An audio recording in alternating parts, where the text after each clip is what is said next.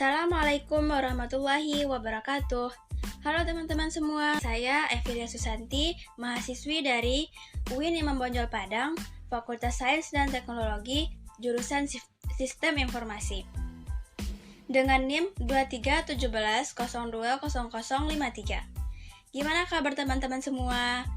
Semoga teman-teman senantiasa dalam penjagaan dan lindungan Allah Subhanahu wa Ta'ala ya. Dilancarkan dan dimudahkan segala urusannya. Amin amin ya rabbal alamin. Kali ini saya bersama dengan teman saya yaitu Sofia Mutiah. Saya halo dulu dong Kak. Halo teman-teman semua. Kenalan dulu dong Kak. Oh iya, perkenalkan, nama aku Sofia Mutiah, mahasiswi UIN Imam Bonjol Padang dengan jurusan Sistem Informasi, Fakultas Sains dan Teknologi dengan NIM 2317020039. Teman-teman bisa panggil aku dengan panggilan Sofi atau Sofia. Yang penting senyamannya teman-teman deh. Nah, baiklah. Pada kesempatan kali ini, kami akan membahas tentang peletakan dasar-dasar peradaban Islam pada masa Nabi Muhammad SAW. Langsung saja ya. Seperti yang kita ketahui, Islam terlahir pertama kali di negara Arab. Lebih tepatnya di kota Mekah.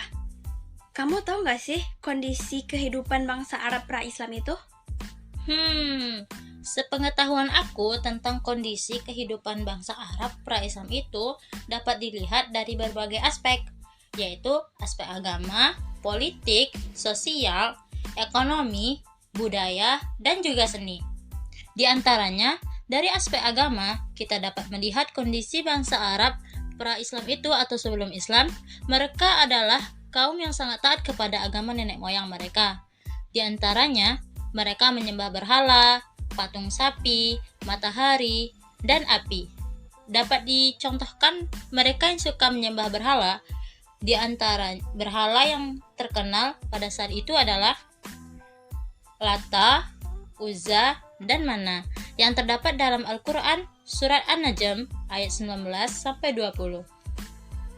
Yang kedua, dapat dilihat dari aspek politik. Bangsa Arab pra-Islam tidak menggunakan sistem politik, akan tetapi mereka menggunakan sistem kabilah. Dapat dicontohkan, kabilah terkuatlah yang dapat berkuasa.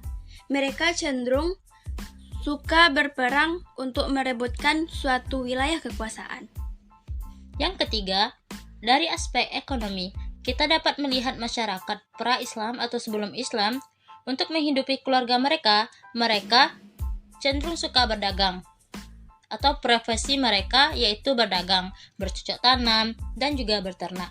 Yang keempat, dari aspek budaya dan juga seni. Bangsa Arab memiliki seni dan budaya yang sangat bagus, yaitu mereka gemar dalam bersyair. Yang kelima, dari aspek sosial. Jauh sebelum Islam datang, bangsa Arab sudah menjadi sebuah bangsa yang eksistensinya diakui oleh dunia. Namun, ironisnya, bangsa Arab justru terkenal sebagai bangsa yang buruk perilaku dan perangainya. Tidak bermoral saat itu. Di antaranya, suka berjudi, suka minum minuman keras seperti arak. Suka berzina, suka mengubur hidup-hidup anaknya, yaitu anak perempuannya.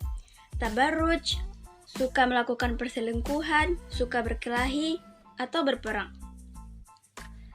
Setelah melihat bangsa Arab yang miris moral dan akhlak, maka disitulah diutus seorang nabi dan juga rasul, yaitu Nabi Muhammad SAW. Beliau diutus untuk memperbaiki akhlak dan moral masyarakat Arab pada saat itu.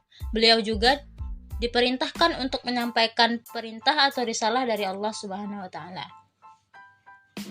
Nabi Muhammad SAW di kalangan bangsa Arab dikenal dengan orang yang berperilaku baik dan diantaranya berbudi pekerti, jujur, dan mudah dipercaya atau bersifat amanah. Bangsa Arab sangat senang sekali dengan sifat Nabi pada saat itu. Singkat cerita, Nabi Muhammad SAW menyampaikan risalah menggunakan metode-metode dakwah. Ada 2 metode dakwah beliau, diantaranya yang pertama yaitu dakwah secara sembunyi-sembunyi. Hal ini dilakukan beliau guna menghindari peperangan dan perlawanan dari bangsa Arab yang mana apabila Nabi membawa ajaran baru, mereka pasti akan memusuhi Nabi. Dakwah ini ditujukan kepada keluarga beliau, seperti istri beliau, karib kerabat, sahabat dan saudara-saudara beliau, diantaranya seperti Siti Khadijah, Abu Bakar As-Siddiq, dan masih banyak lagi. Yang kedua, dakwah secara terang-terangan. Setelah 3 tahun lamanya Nabi berdakwah secara sembunyi-sembunyi, maka saat itulah Rasulullah diperintahkan untuk dakwah secara terang-terangan. Yang ini ditujukan pada seluruh bangsa Arab yang berada pada seluruh bangsa Arab pada saat itu. Saat dakwah secara terang-terangan disampaikan, ini malah memicu kemarahan bangsa Arab pada saat itu, yang awalnya mereka menyayangi Nabi, sekarang beralih memusuhi Nabi, bahkan mengancam untuk membunuh Nabi. Dan juga budak pada saat itu, mereka merupakan kaum yang lemah, juga disiksa. Nauzubillah. Nah, setelah Nabi menyampaikan dakwah secara terang-terangan, Nabi mendapat beberapa perlawanan dari bangsa Arab saat itu.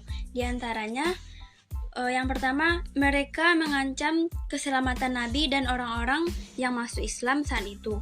Yang kedua, memboikot pasokan makanan. Yang ketiga, menyiksa budak yang masuk Islam. Dan masih banyak lagi cara-cara mereka yang menunjukkan penolakan atas dakwah beliau. Singkat cerita, dari pahitnya derita yang Nabi dan kaum muslimin rasakan, demi perintah dari Allah yang harus disampaikan, maka akhirnya atas izin Allah semua berhasil dilakukan Nabi. Islam mulai menyebar di berbagai penjuru dunia. Usaha Nabi dan kaum muslimin tentu tidak sia-sia. Di antara buktinya, Nabi dapat mengubah moral dan akhlak bangsa Arab yang awalnya minim akhlak menjadi baik dalam etika dan juga moral. Perubahan ini dapat kita lihat dari berbagai aspek.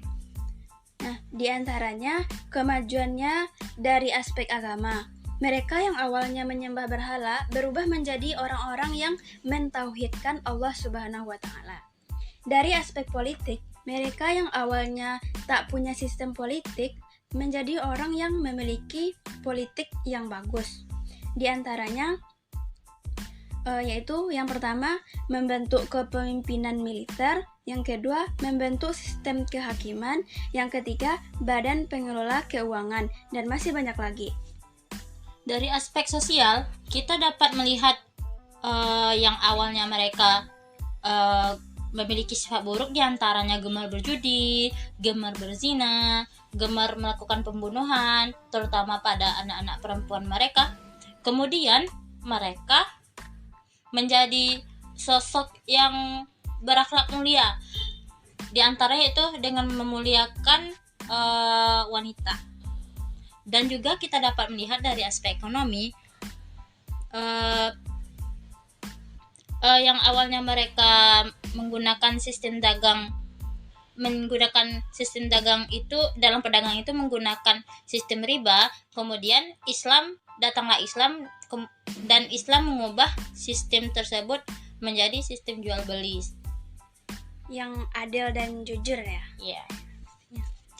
Nah, kesimpulannya adalah dengan adanya dakwah Nabi Muhammad SAW dari kondisi bangsa Arab yang dulunya memiliki kebiasaan yang buruk dan akhlak yang kurang baik menjadi lebih baik dan bermoral. Itu semua adalah dari perjuangan dan kesabaran Nabi Muhammad SAW dalam berdakwah. Buktinya sekarang ini Islam sudah menyebar luas sampai ke penjuru dunia, yang seperti yang kita ketahui saat sekarang ini kan. Baiklah, sampai di sini dulu podcast kita pada hari ini ya. Terima kasih banyak kepada teman-teman yang sudah mendengarkan podcast ini dan telah mendengarkan podcast kami ini. Kami berharap teman-teman dapat mengambil manfaat dari podcast yang kami sampaikan tadi, dan tentunya kami mohon maaf sebesar-besarnya jika ada kejanggalan dan kesalahan dalam penyampaian kata. Dan tentunya kami sangat menerima kritik dan saran dari teman-teman. Teman-teman bisa menuliskannya di bawah ini ya. Kami tutup dengan wassalamualaikum warahmatullahi wabarakatuh.